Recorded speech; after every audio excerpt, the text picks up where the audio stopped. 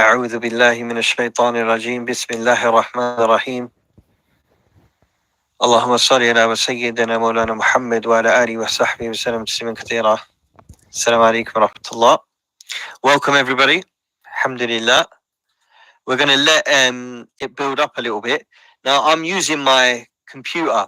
Normally I use my phone, but I'm actually using my computer. So I don't know how yet to make people admin. So let me just try. What's that button there? Manage spaces. There we go. Approve. Boom. Samuel Genius. Okay, we'll invite to speak and invite to co-host. Let me know. I've invited you as a co-host, Imran. Just let me know if it's come through, brother. Yes, something did pop up. Assalamu alaikum. Something did pop up. I did click on it. I'm not sure what's happened. Okay, let's get. It is. Okay. There, we'll invite a few people to co-host, inshallah, just to strengthen it. There we go. We've got a co-host. I've invited you, Sammy and Isa, as well. If you want to do it, do it. If not, so yeah, today we wanted to discuss the recent whistleblowers and what they've essentially, brought to us over the last few weeks, and what it means for, the human race, the children of Adam, and what it means for the future. Because even though, we see in the world when a couple of Hollywood stars are having a divorce, the whole world knows about it. It's live, it's on YouTube, the news can't stop talking about it, etc. But when something absolutely groundbreaking and amazing, like the sharing of the news that we are not alone, as they say, doesn't even cause a ripple. We can see the active, what's the right word, cover-up occurring right in front of our eyes. We see Donald Trump said, I'm going to get to the bottom of these drones. And a few days later, they come out and they say, we knew about them. Completely gaslighting everyone into thinking, that there was something that they're not. So that's what we want to discuss today. We want to discuss what was disclosed by Jake and his team over at Skywatcher. We're going to discuss the Psionics aspect of the disclosure event, and how there's a new team on the scene who are part of a Psionics team who worked directly with NHI, as they claimed, with regard to the UAP and other aspects of consciousness. And we're also going to talk about the crash retrievals and what that means to everything else. So thank you for everyone for jumping in. So yeah, let's bring you up, Imran, quickly, and just share with us a little bit of information. I just want to sort something out, my brother. Yeah, so you jump on. Yeah, inshallah. Bismillah, alhamdulillah, salatu wassalamu ala rasulullah. Assalamu alaikum, everyone. Hope everyone is well. It's an important time to discuss this topic. I think we haven't done one of these spaces in a while. The very first thing I think we need to touch upon is what you mentioned, Farouk, about whenever there's an incident with a celebrity or something, the whole world knows. But when it comes to this very important topic, that's very serious now. We're not talking about conspiracies. We're not talking about, some sort of psyop. This is real. This has been discussed. It's becoming more and more popular as the days go by. More and more people are speaking about it. And yes, this will have some great implications for humanity as a whole, and for every faith, including Islam.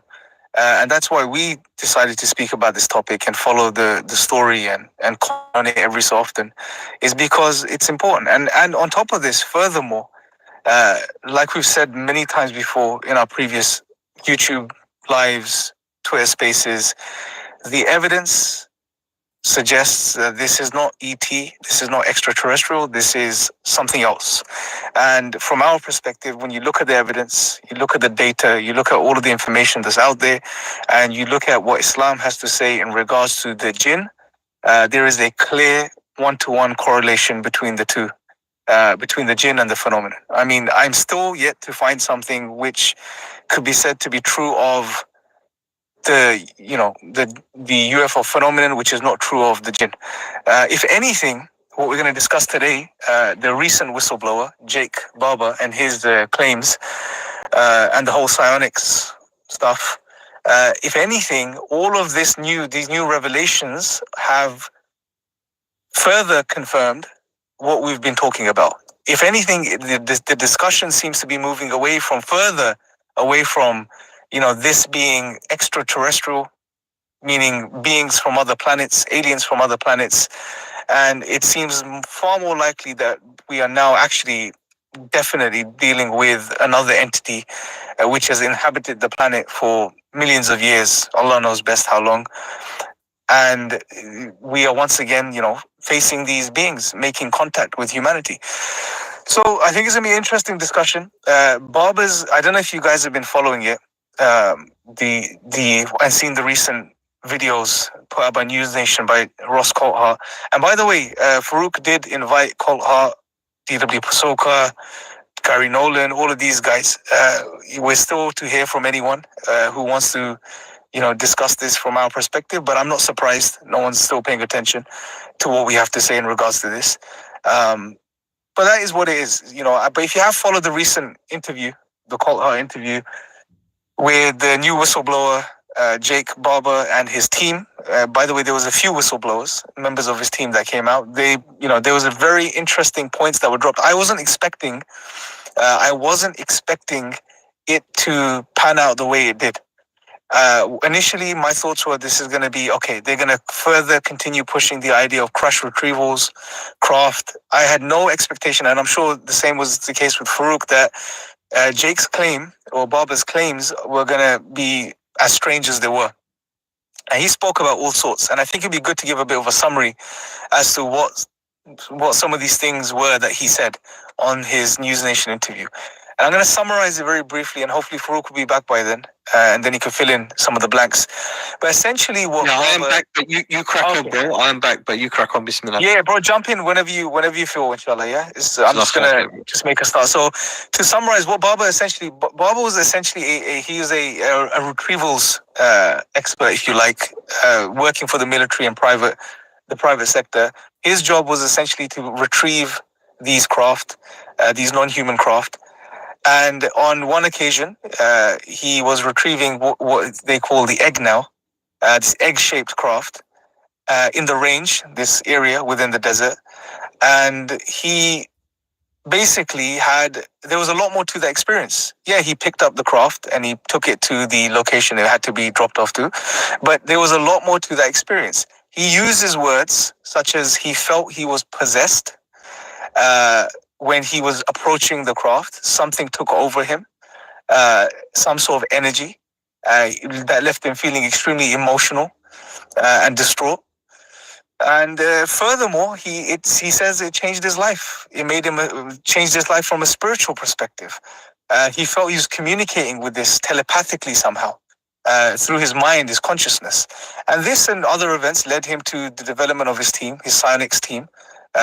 Or his team in general, and a part of that team is the Psionics aspect of it, which basically the Psionics guys, if you like, are the ones that are communicating through their consciousness, that they are the interface between their consciousness and these beings or these craft.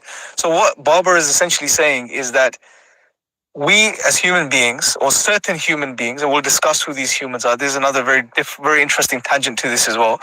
But certain human beings who are more spiritually inclined, who come from specifically certain parts of the world, certain, agenda, with a certain sexual disposition or orientation, they have the ability to, through their consciousness, engage with these craft and even control these craft, fly these craft.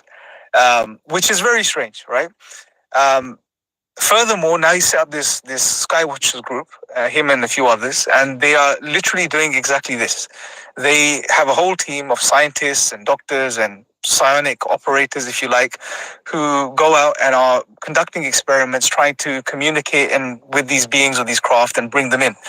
Now, if you look at this story, I've just briefly summarized it. He also uses the word summoning. That they summon these craft. Now, words such as summoning and possessions. I mean, if you think about these terms, normally these terms refer to the realm of, like they say, angels and demons, or when exorcisms are involved, or when you're dealing with demonic entities. Or when magicians are summoning certain beings, or when people are possessed. Now, why? It's just the fact, and I'm going to pass it over to Farouk again. But the fact that he's using these terms, possession and summoning, to speak about this whole idea of interacting with and connecting with non-human intelligence in UAP, highlights the correlation or the similarity between what Baba and his group are doing, this whole psionics operation, with what practitioners of the cult have been doing, magicians have been doing for centuries. And we're going to really discuss this and break this down further. And essentially what I'm positing here is that what we're seeing being displayed by the psionics group and Jake Baba and his guys, it's just a new version of what the magicians have been doing for a very long time, right? And we're going to sort of build this out and discuss this further and how this links with the jinn hypotheses. But Farouk, back over to you, bro. So any thoughts in regard, anything you want to add, bro, to what I've said? Any relevant points I may have missed? Yeah. So what I wanted to say is, just to go back a little bit with Jake's story, the thing is, a lot of the people who, like, for a very long time, if you've been following the UAP/UFO story, and it's a story that goes back 80 to 100 years, right? It's a very old tale that mankind have been talking about. It's a mainstay. It's the modern mythos, right? That's been with mankind for a very long time now. And people all over the world have been seeing and witnessing strange craft flying around, whether you're in Europe, whether you're in America, or whether you're in the Middle East or the Far East or Southeast Asia or the Indian subcontinent. This is a global phenomenon that's going back. And it's important to know this because the people that are in charge, the people who make our decisions, the people who give us and feed us our information, are the ones who are in control of what we know about this phenomena. And for a very, very long time, we've been told that it's nonsense, it's not true. These are people who are delusional, have lost their mind, or that they saw swamp gas that was ignited and, enlarged Venus. It made it look like it was closer. Very strange excuses have been given by the intelligence community, the Department of Defense, or the Ministry of Defense, wherever you are in the world, whoever it might be that's in control of this topic, okay? And we've, for a very long time, wanted to have first-hand witnesses come out. And that's what we have here. We have Jake and, people who are part of his team have stepped forward. So you got Jake Baba. As you mentioned, he was a high-level operator in the Green Berets. He's a man who has an extensive CV for special operations in the American government, and he's also a clandestine operator. So that means he's worked on different projects. He claims that he worked in an area of Europe doing projects for the government at a very high level. You've got Fred Baker as well, who's also part of his team, the crash retrieval team. And what he essentially said, that he is that first-hand witness. He is that person that everybody's been waiting for. And we've heard rumors about them. We've known about the project for a very long time. Crash retrievals is not a new phenomena. It's something that's been spoken about since the 50s and 60s. We've had people talking about a crash retrieval program. What we have in Jake is someone who's claiming to be that first-hand witness, that person who was there when the crash happened and that he retrieved it. That was his mission. And he said, we were tasked initially just to retrieve test craft. It may have been, whatever they were testing out in the range, if it came down or if, one of their artifacts stopped working and fell out of the sky, their job was to go retrieve it. And it was quite normal. They were prepared for it. They knew the operation. He said, but picking up the skills of retrieval meant that we were best placed to retrieve anything that the government told us to. And he said, we had the technical capabilities, we had the experience, and most importantly, he said we were trusted by the government. We had these special contracts with the government, so we were upholding our side of the bargain. We already knew about, keeping things secret. We're familiar with NDAs and so on and so forth. And you would be if you're working in clandestine operations for any government around the world. for that matter, right? And he said one day things changed. We were given a task, and we had a different level of operation. It was atypical. It wasn't what we were used to. So we were given. Perhaps it was a different way of the orders being given, or perhaps it was from a different, let's say, authority within the company that he worked for, this aerospace company.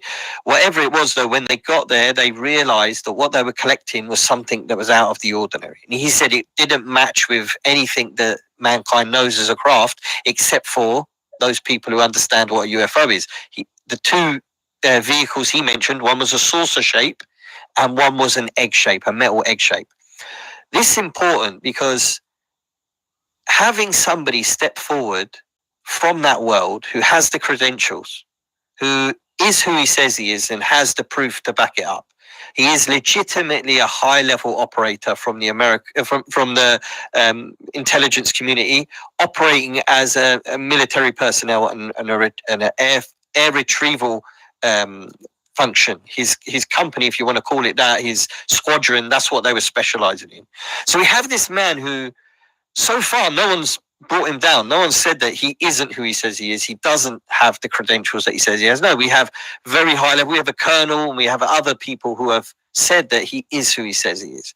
And he's claiming that they were tasked with retrieving craft of a non-human intelligence. It's one thing, brothers and sisters out there and everyone listening, it's one thing to be told hearsay. Like, I know a guy who knew a guy. Or you meet someone who said, I know somebody who retrieved a craft. But to have a first-hand witness come forward, I believe this is one of the first times. There is other people like Colonel Corso who came forward and claimed to have been part of the project in the 60s, excuse me, his task was to take some of that technology and give it to the existing aerospace and technology companies. What they were trying to do was reverse engineer what they'd found, right? But to have somebody who not only retrieved the craft, but in his company, people who interacted with the non-human intelligence is what we've been looking for. And that's why this is such a big topic and potentially very disruptive topic. This is something which could disrupt the whole world. And in a certain sense, I don't blame the authorities for not allowing this to come out for so long. I understand to a certain extent because it is very disruptive and it will change the vast majority of how we understand the world around us. It is a paradigm shifting change. And Jake and his team have taken the next step in this process. And I don't think that this is going to go backwards from here. I think too much information's come out that this new knowledge, if you want to call it that, and if you really want the truth of how I see it, this is just a revival of something which we already knew before.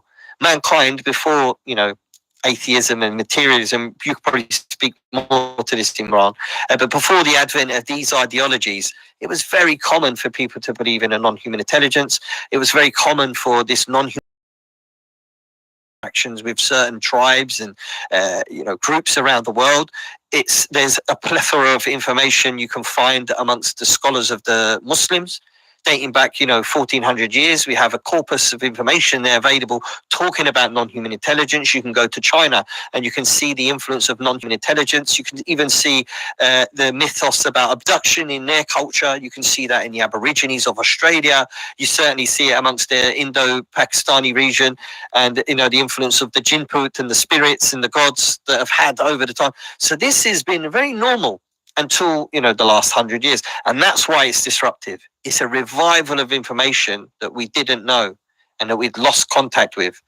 But, and here's the kicker, there was a group and there has been a group, and Jake testified to this, and you mentioned this just now, Imran, that this group of people who are global have known for a very long time space is just closed down or something. Can you hear me, Imran? You're on live. You're live now. Okay, it looked like it went funny then. Because my whole screen just went black and came back on. So, as I was saying, I forgot where I was, Akhi. You were saying that the kicker basically. What is the kicker? Yeah. So, the kicker is that there is a group, and it's a global group, according to this whistleblower, know about the jinn or know about this non-human intelligence, have been interacting with it for some time, and it's kind of like each country, it seems, or each continent have their version of a crash retrieval and psionics program.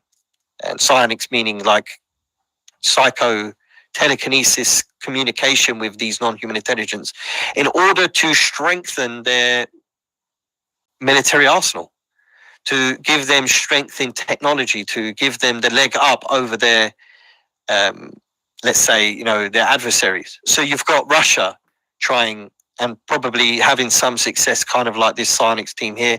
You'll have China doing the same thing. We've already been told about that. Japan will be doing it. I'm fairly sure Britain's got their finger in the pie too. Europe certainly has. Just to emphasize the point you just made there, bro, I want people to understand we are in the realms of spirituality right now. I know they're not using that term. Baba's dropped that term a couple of times, spirituality and stuff, but it's very hard. Remember, we're in a secular age, right? A materialistic age. So this whole notion of ET aliens is something that's far more palatable than to acknowledge a non-human intelligence that you can somehow consciously connect with and engage with. And they're throwing the term consciousness out there a lot. And the new terms like psionics and all of these sort of tech terms, almost, if you like, technologically sounding terms that they're just trying to keep that trend. But the reality is we're in the domain of spirituality. If you go back 100 years, bro, or 200 years, whether in the East or the West, anyone that was trying to engage with beings that were not human was doing it through spiritual means. Magicians were doing the same, right? These supposed saints were doing the same. It's the same thing, just repackaged, right? So, and this is why I said earlier, bro, there is not much difference, hardly any, between what even put aside the magicians, right, and the occultists, but even the sort of some of the key founders of the modern world, the guys that were trying to disenchant the world and push materialism, behind closed doors, they were engaging in practices trying to contact beings, astral beings or whatever, right? And that was through spiritual practices, what they considered spiritual practices. What's his name? I keep forgetting the guy's name, the big occultist of recent history. Crowley. Yeah, Crowley. Oh. He was doing the same thing. He's trying to contact higher beings, right? There's no difference. Yeah, call it psionics now, call it, whatever, consciousness, some sort of consciousness interface. It's the same thing. They are trying to contact beings that are not human through spiritual practices, essentially. Yeah, okay, the magicians of the past may have had certain rituals and certain things they would read, certain incantations and stuff. What's the difference? All they're doing now is, Baba mentioned something about emotions. To connect with these beings, you have to have this loving energy and loving emotion and, be open to it and believe in it. It's the same thing, essentially. It's just the rituals have been replaced with a certain emotional state now. That at least what we know from what's being said. Maybe there is a ritual. Now we know there are sort of equal programs that are going on side by side. Psionics is the new term we've heard now. CE5, we know, again, Dr. I don't remember his name, but CE5, Farouk, who's CE5, bro? What's that doctor's name? Stephen Greer? Greer, yeah, Stephen Greer. He's got the CE5, it's exactly the same thing. Conducting rituals and certain types of meditation to engage these non-human intelligence. Bledsoe, Chris Bledsoe, I think, right? Another eminent figure in this whole sort of domain. He's doing the same thing in his own way. He's been in contact with these beings through meditation and practices of focus, etc. It's the same stuff, essentially. It's mad. They could call it whatever they want, give it a new tech term and make it sound like it's something novel. The same thing's been happening. Sorry, bro. I just wanted to add that in, inshallah. No, you nailed it. Sam, I'd like to invite you to say your piece now, bro. Thank you for joining us today, bro. Oh, thank you so much. Thank you, Farooq. Thank you, everyone. So, I've noticed something especially like what Brother Imran have said. I've been looking into the community of what people call experiencers, which is people who interact with NHIs or non-human intelligences, and it's almost common knowledge now that it's not about someone who have to be psychic to to be someone who's psionic or psychic or whatever you want to call it. Everyone can, and that's the conclusion we have noticed, that with everyone, some people get different advices on what to play, on what type of messages to be sent in order to have this happen. And if you remember, Jake Berber have mentioned that the psionic team will have certain intentions in order to bring about these crafts, and then they would shoot them down by any means. By that, at the same time, that reminds us with the idea that how it is more like the jinn when it comes to neutral perspective. So listen, we can little bit give it a benefit of a doubt that imagine from the other perspective of someone calling up for help or a good messaging, and just someone will passing by and get captured. Some of them will be probably be intentionally, but on the other side, I think this also confirms when he said the answer to is it malevolent or benevolent phenomena. The answer is yes to both. So unfortunately, go back with the idea of saying angels and demons, but however, I don't think a human can capture an angel. It wouldn't even make sense in this perspective. But it's very weird that they never showed up the videos of the actual craft that they had when he had the experience. So they had the egg-shaped thing that they captured and retrieved. However, when he had the experience, he had it with the other one, which is octagon shaped. And he mentioned that the presence had a feminine energy, and this is the same thing that Bledsoe has been speaking about, and the Egyptians has been speaking about in ancient Egypt. Yeah. Yeah, this is why it's remiss for anybody to discount the historical narrative on this topic. I think there is an excitement because of the nature of how this is coming out. We've got, what we would regard like, I don't know what you guys were like growing up, but when I was really young, I'm British. I remember the SAS being the elite special air squadron, and that was something I would have loved to have joined. I was really into the military when I was very young. So it didn't obviously end up happening. I ended up becoming a van driver, mashallah. But at the end of the day, it was something you look up to. To hear these people with that credibility come out, it's exciting and it feels like it's something new, but it's not. It has deep historical importance to the whole story of mankind. And I would argue that it goes back to the time of Adam. The effect of this relationship between mankind and non-human intelligence is really deep, and it goes way back to the origins of mankind. And this is the other aspect of it. These psionic team, they are just a part of a wider program. And it's those people who control those programs who control the information. And it's worrying. Having people brave like Jake and the Skywatcher team step forward and say what they've said, it is great, but it should make us worried. Why? Because the discussion now has to happen about what truly is reality to mankind and what is truth in these discussions. And you just mentioned there, brother, mashallah, the effects of these non-human intelligences, it's in most cultures going way back. We describe them as myths today, but you can imagine in the future the stories of the UFOs and UAP will be part of the mythos of this time. So people look back and say, oh yeah, there was these crazy people who thought there was but it was actually happening. And that's what's strange. That's what's strange. Mankind, we have this tendency to forget, and it's part of being a human being. Adam forgot, so we forget. And this forgetfulness brings us to, really important times like this where things that we knew about for so long are being revived and being reminded and being remembered.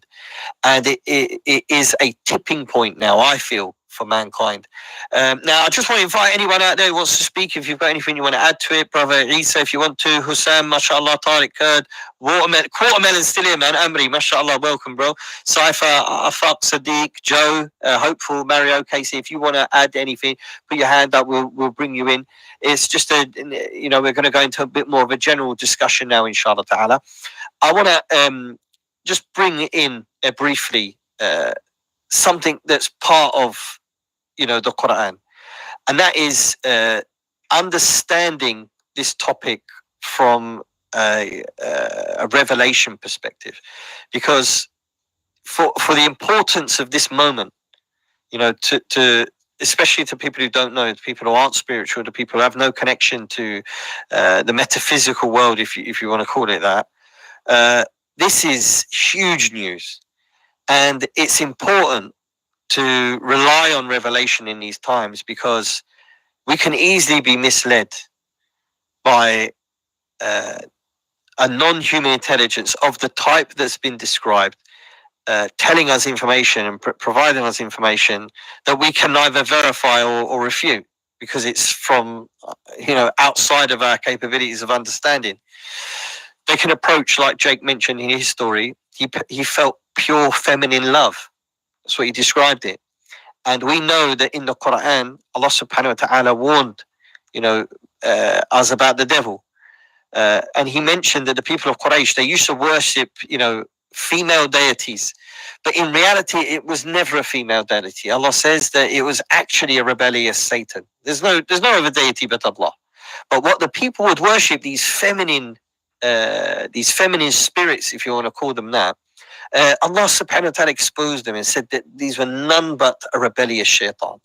This is something we have to be careful with, because this isn't the first time that a non-human intelligence has affected and guided mankind towards its own destruction. It's happened many times before, and we have to be really careful. If we go back to the time of the Prophet sallallahu alaihi wasallam, there was a young man, and that young man, his name was Ibn Sayyad. Ibn Sayyad, he used to receive a psionic type experience where he would speak with two beings. He said one of them was good and one of them was a liar. One was truthful and one was a liar, and he didn't know who was who. And he had strange experience with these, and enough for the Sahaba to become the companions of the Prophet to become suspicious of him, being perhaps he was a Dajjal. The point I'm raising here is, in our own corpus of information, young men, young boys, early teens or late teens, this type of age group have been targeted before, and it didn't work out well for them. And in this particular iteration, we know that what will be presented will seem good. A Dajjal, when he comes, he will bring a river of water and a river of fire, but we know it's the opposite way around. As Muslims, we understand that this fitna that will come, this claim of prophethood that will come, will be a great trial for mankind. Imagine a person coming today, right now, in the modern day, and that person is performing miracles like you read in the stories of old. And this is what we have to be prepared for. We have to be prepared for all eventualities coming out of this revelation. And I'm not saying that Jake and the Skywatcher crew are, let's say, naive enough to not figure out what's right and wrong, but it's the way in which the non-human intelligence can mislead mankind and trick him and offer him something that he wants. I'll give you an example. Let's say it was an offer of eternal life.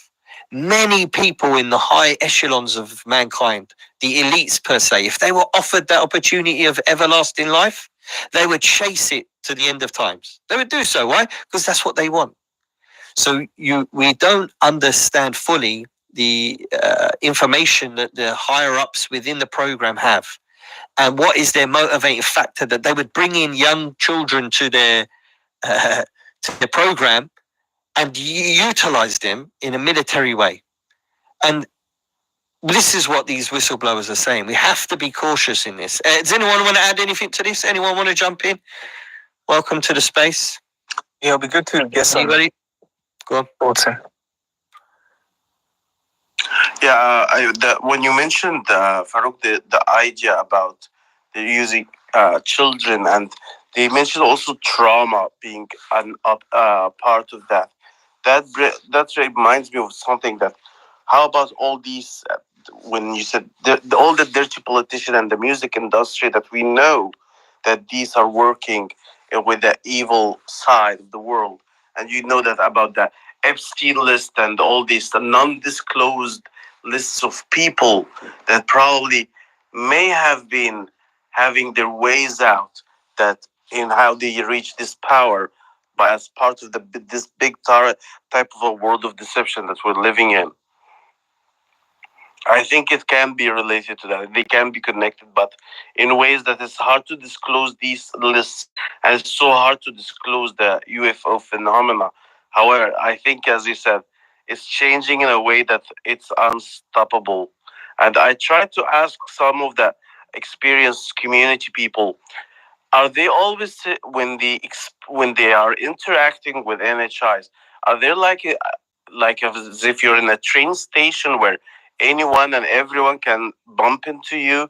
And most of them has confirmed what the Quran says about the Qareen phenomena, that mostly they are attachments. So a person to an NHI, and they may have more than one attachment, but however, it's mostly one-to-one relationship between a human and the NHI, which does the telepathic waswasa into their brains.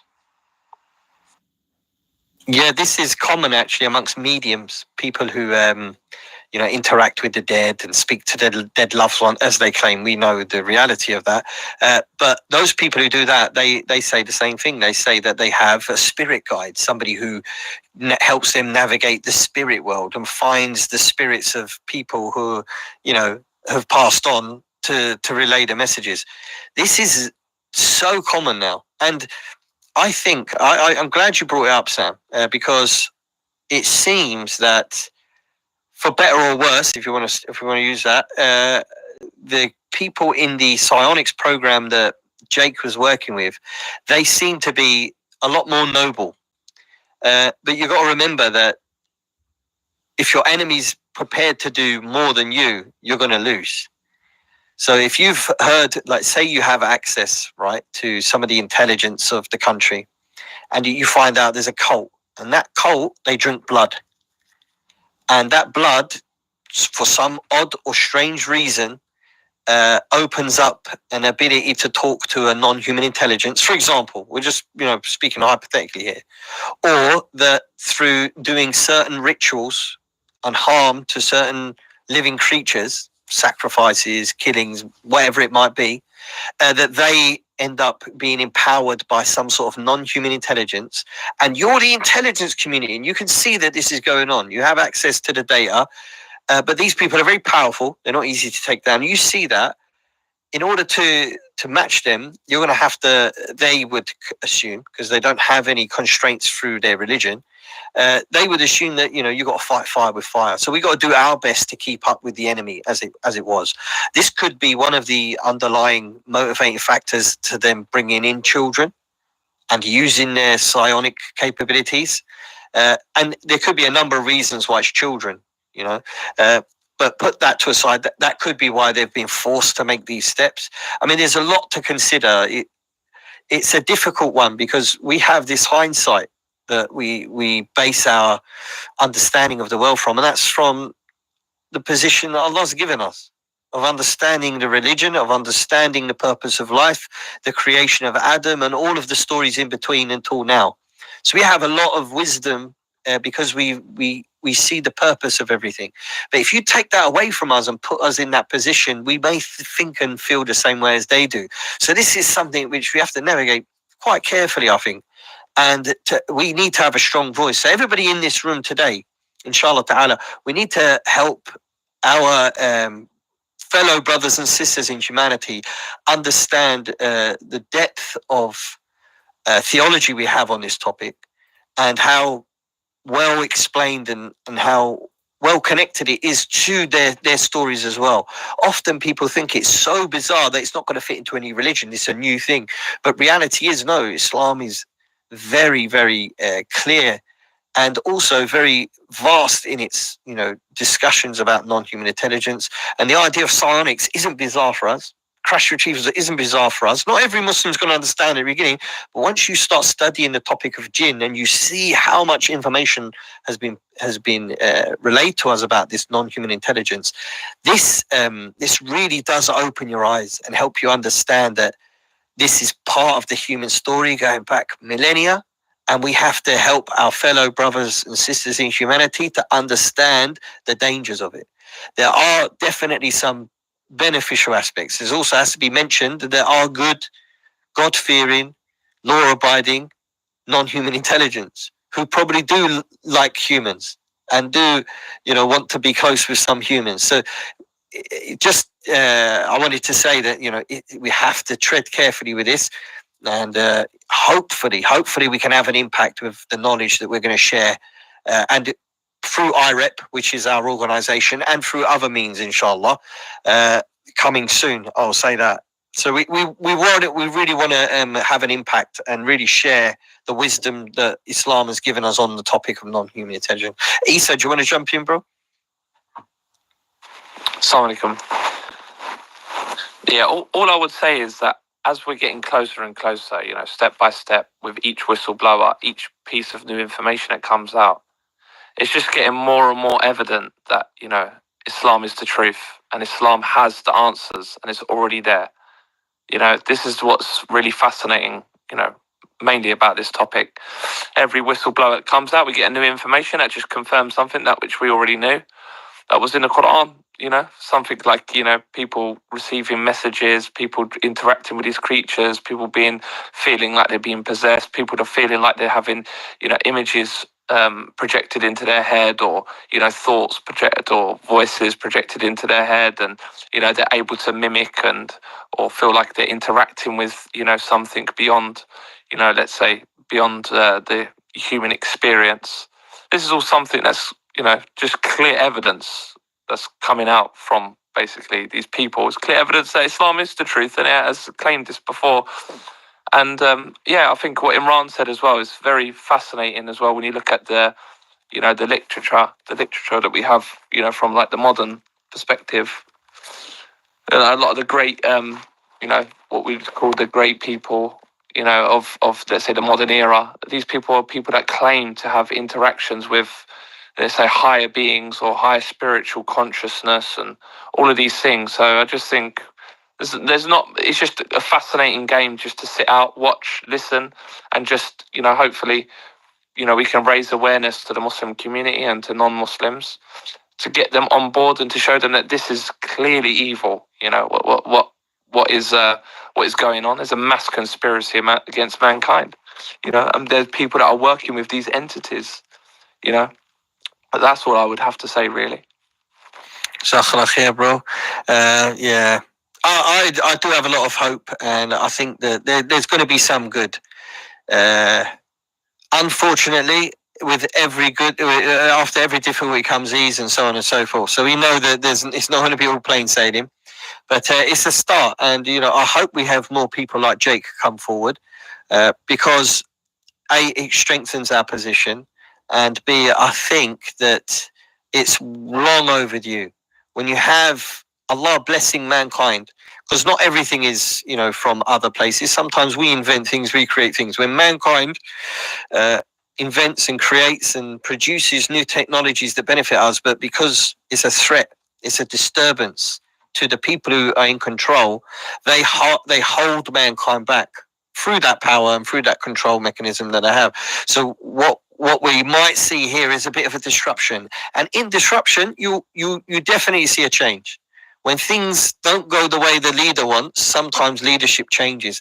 And I think the whole world today at this point, we all want a leadership change. Everybody in America was really hot with the idea of Trump coming in and bringing in changes. And he said a lot of things, but he's already gone back on this main topic. He's already betrayed the people. He said, I'm going to tell you about the drones. He comes in, and then everybody in the field of study of UFOs, people of high credibility, scientists, journalists, they're all saying this is crock, this is nonsense, this is, they're another attempt at a cover up. So we're seeing now the effects of change and what it really means. Sometimes the change we want isn't coming. So people like Jake step forward, people like Peter and part of the Psionics team, I forgot the lad's name, what was his name? It was Jordan Jozak, who said that part of his job was interfacing with a non-human intelligence. So he said, he is claiming that he interfaced and spoke with and communicated with a non-human intelligence about the craft so he could better understand it. So this is very strange times with very strange statements coming out from people of, reputable background. And I don't think that the government will be able to hold on much longer. And we will see this dark change come, for better, for worse, of mankind. And I'm all for it at the end of the day. Yeah, absolutely. Look, bro, it opens the opportunity to... people have been shut down for over a century, bro, probably closer to 2, from anything spiritual. People have been told that it's all matter in motion and it's all a physical, material world. There's nothing beyond it. There is no God. There is no spirituality. You're just atoms and molecules in motion, essentially. That's all you are. You're here by chance and you die.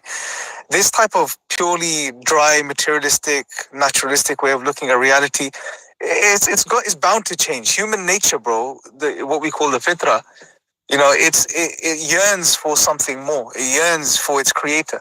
We recognize deep down intuitively that there's more to the world than what meets the eye.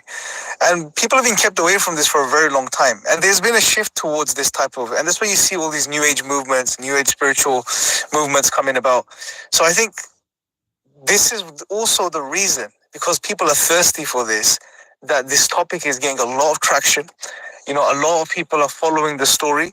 But I'm not surprised why there's not as much attention from the Muslim audience towards this, because we believe in spirituality, we believe in Allah, we believe in the unseen already, right? So it's nothing new for us. It's already there. Yeah, been there, done that. So, but for the irreligious, the godless, the materialists, this is very, very enticing because it's re-enchanting the world for them, right? This is what they've been looking for.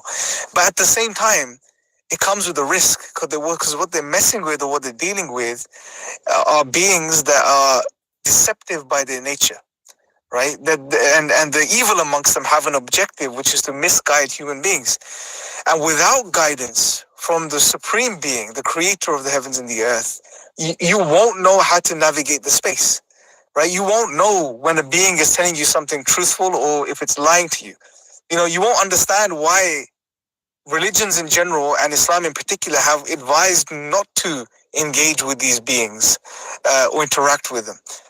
But at the same time, so it's a good thing overall, but people need, and this is why it's important for people that are interested in this topic, they should study what religions have had to say about non-human intelligence or other beings, non-human beings, what Islam has to specifically say, because it's the final religion or way of life that's been revealed to humanity. And we have good evidences for that. We can share that with people, but they shouldn't just go into it as a novel new topic and something new going on, because that's when they're really at risk of, just being misled completely. And at the same time, you can see why there's this push to keep this quiet and to keep it packed away by some people in power. Because look, bro, humans from the beginning of time have tried to engage with and contact these beings. Why? Because of power, essentially. They recognize the potential power there is within having these engagements, controlling these beings. And that's what magicians have tried to do throughout history. Occultists have tried to do the very same thing, to engage with these and make contact with these beings to gain something, to attain something from them. And if you look at it from a government perspective, it makes sense. They would want to keep this hush-hush and keep it quiet because they would want to access this power before any other government can, before any other country can. And this is why there's a type of arms race which is going on right now between some of the world nations to try and exploit who's going to be the first to unpack and reverse engineer and figure out, some of this tech. And people today think in terms of tech because that's what, that's your defenses, isn't it? That's your military. That's your power. So that's what they're trying to access from this. And from the jinn's perspective, the shayaateen's perspective, I mean, it's just sitting bait, bro, because they know, okay, these human beings, all they're hungry after is power and material technology that's going to give them an upper hand. Well, yeah, why not? If you have the ability to, why not appear in the form of highly advanced alien beings who have technology that can run circles around the best things you have today, the best fighter jets you have today. So it all makes sense. But it's unfortunate, bro, and this is what gets to me. It's unfortunate that, number one, well, probably the most important thing, that people don't, in the know, people that are leading the discussion, they don't want to engage and look at what Islam has to say.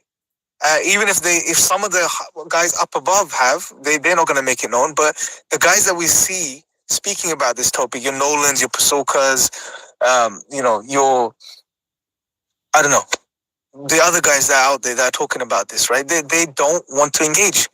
And it's not like we haven't tried to engage them. Every so often we engage them on Twitter, etc., try to email them, contact them. No one wants to listen, Sure. right? And it's unfortunate. I'll say this. A little bit more famous recently. He does YouTube videos and he's had some really cool people come on his show, and I interacted with him and I spoke to him and I told him about our position, and he said, I don't think it's spiritual. Here's my comment. Well, bro, what's Berber doing right? Bro, tell me what Berber is speaking about. He uses spiritual language, and what he's speaking about is a spiritual reality, bro. You can't deny it anymore. Yep. That's why for these people, what Jake Berber is a slap in the face, essentially. Yeah, I've got a little story I want to share. It's a slight bit off a topic, but it will bring us back on as well after. Yeah, so there is a book out there. It's called The Devil's Deception, Talbis Iblis. A lot of you probably know about it. It's by Ibn al-Jawzi, rahimahullah. But there's a story in there that he relates. It's from Abdurrahman ibn Ziyad al-Anam. Ibn Anam, excuse me. So it was he said that while Prophet Musa alayhi salam came wearing a hooded cape that changed in color. When the devil came nearer, he took off the cape and set it down and came to Musa saying, "Peace be upon you, Musa." Musa replied, "Who are you?" He said, "I am Iblis." Musa responded, "No greetings from Allah to you. What brought you here?" The devil said, "I came to greet you because of your high God." Musa said, "What have I seen you wearing?" Iblis replied, "I use it," i.e. the cape, "to capture the hearts of the sons of Adam." It's a short little story. It does carry on, and there's a few little beneficial lessons that Iblis shares with Musa alayhi salam. But the point was that he uses this multi-changing cloak that he would hide himself with to snare the hearts of the sons of Adam, excuse me. And why this is important is what these people see in the sky, these color changing, often color shifting lights in the sky that really impress with the maneuverability and the speed and the accuracy of these vehicles, has ensnared the hearts of these men and really dragged them in. And they're so obsessed with it that if there's any mention of it being something negative, like you were mentioning, right, to do with spirituality, this is religion, you got to be careful, it could be something dangerous, they don't want to hear that. Why? Because their hearts are caught and they're getting pulled along and they're desperate to have this supremacy, they're desperate to recreate what they've seen. And it's particularly to ensnare the hearts of Adam. So I think that's why a lot of people don't want religion involved, because it takes away the fun for them. They don't get to pontificate and ponder over what this thing might be and get to throw their theories around, because that's ended once it's confirmed from Quran and Sunnah. And B, it comes with connotations then. Well, once that's true in the religion, then really and truly the rest of it is. So we have to start bending the knee to the rules and regulations that God has sent us. And it's a slippery slope for the people of desires. I'm not saying that's the case for Jake and other people like that, because they've been brave enough to step forward. I think quite a lot of the people in the space in the online space who are very vocal about UFO and UAP, I think if they got a whiff of something true and they were told to keep their mouth shut, you would do it, bro. I think they would keep the secret. But people like Jake and that have stood up, kudos to them, man. May God guide them to the truth and what's best for them in this world and the hereafter. I mean, sorry to interrupt there, Imran. Carry on, my brother. I think Sam's got had his hand up. Oh, go on, Sam. Oh, Bismillah. yeah, Bismillah. Farouk, brother, you mentioned something very weird, that when you said that the hood was changing color. And however, we know that the story with Musa alayhi salam, when he met the magicians of Egypt, when they could use their magic to make people see the ropes as if they are moving like snakes. These two elements are very known within the New Age spirituality groups of people who interact with NHIs, and even the ones who don't, who are so-called psychonauts or using psychedelics. It's known that the effects of these substances are causing people to see changing colors non-stop, and things will be swaying in a way that if you look at a rope or stick, it will look like a snake moving. And these people often are said to interact within their experiences with the so-called beings while their eyes are closed. These beings look like aliens, and they most of them are even hardcore atheists who change their complete perception of life once they see a being of a shape that is supposedly coming from outer space. However, when they are on an altered state of consciousness, which can be attained using meditation already, which can be it's like a shortcut to get to the spiritual state where people can interact with these beings. So thank you for bringing up the colored part. I didn't know about it, but I knew about the movement part. So thank you. Yeah, I will say this. The surprising thing is there's so much information relating to the time when the Muslims were the superpower. And you've brought this up, Imran, before, and we've mentioned it before, but it's worth sharing with everyone today. It seems that the phenomena has a very good eye for who's in control. And it seems to target the elites. It seems to target people in power. That's not to say that, it doesn't target anybody, but it just means that where the control is where you find the deepest, darkest secrets.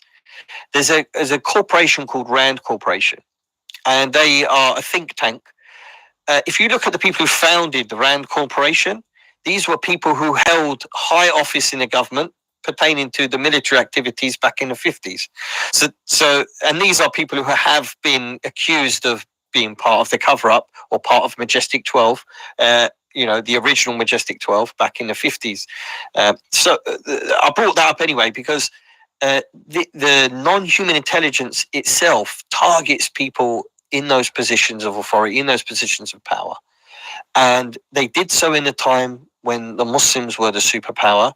It seems they did so when in the Indian subcontinent, that area, they had their superpower. It seems that you can see, at least from the mythos perspective, the effect of those non-human intelligence on those people, and some of the archaeology that exists there to this day is not a direct, but a weak evidence to suggest that as well. You can see that in Egypt as well, Sam. The effects of having, like Musa witnessed, something which grabbed the heart, which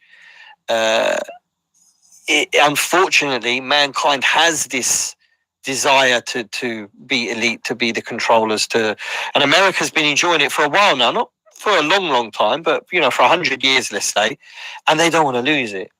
So they'll follow that colored cloak, as they said. They'll follow that metal object in the sky that travels in such a way that we can't recreate, because they see the supremacy of it. And this is the ploy of these creatures. They've done it before and they're doing it again. And I hope, my hope, and I've said it already, but I'll say it again, my hope is that the people like Jake and the people on the inside who are kind of like at the interactory level, I hope more of them come forward and they share more information with us so that we can determine as a people. And I think everybody, I want to see more Christians coming forward. I don't want to see the Christians interpreting the Bible in a non-traditional way to try and make it fit. I mean, there's no benefit in that. I mean, we have to have self-respect here. I want to see the Christians step forward and say what they think it is. We need more Muslims, we need the Hindus, we need everybody to come forward and to sort of, as you were talking, Sammy, like when the magicians threw their sticks, we need everybody to throw their sticks and one will prevail. It's not, you can't interpret this in isolation of history. You can't interpret this in isolation of religion. You have to interpret it, including science, religion, and mysticism. All three of these aspects have to be brought into play in order to interpret what this thing is. You can't just interpret it from a scientific, modern, spiritualist, atheistic paradigm, because you're never going to get to the truth. So it's a good conversation today, brothers and sisters. We've been on for an hour now. If anybody wants to share anything or talk about their ideas or, maybe share a story or whatever, please put your hand up. We'll have, everyone come on. And then once we do this little Q&A, inshallah, we'll probably end we'll end the live then. I'm thinking we'll probably do another one at the weekend. Let's try and get some regular lives, just where everybody, and I want every religion, every people, atheist, whoever it is, I want everyone to come on and to share and to discuss. It's important because right now, although the news and the media outlets aren't really running with this story, when they do, because they'll get the order, it'll come down at some point. Someone at the top will say, right, now you are, and it won't come off the news for, weeks or months, right? When that happens, we need to have established, each one of us need to establish our own positions and align with what we feel is right so that we can represent it on the main stage. Because what we don't want is everything being described and told to us by the very entity that's kept itself secret from us for all this time.